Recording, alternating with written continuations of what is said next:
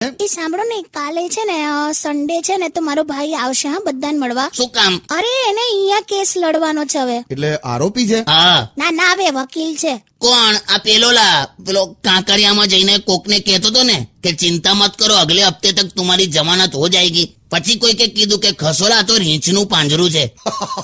જો મારા પપ્પાને છે ને બહુ જ એવી ઈચ્છા હતી કે એ વકીલ બને, એટલે એને વકીલ બનવા ફોર્સ કર્યો હતો. મને ખબર છે લી. હવે તારા બાપાએ ફોર્સ એટલા માટે કરેલો કેમ કે એમની પાસે કાળો કોડ પડી રહેલો, તે વપરાય એટલા માટે પેલાનો વકીલ બનાવ્યો. એટલે આ તો કોઈ કારણ છે એલા. અલા એવો ભેરવાઈ દે એવો વકીલ છે ને આ હમણાં એક આરોપીએ એવું કીધું કે મને ઉંમર કેદની સજા અપાવજો પણ ફાંસી ના થાય એ જોજો.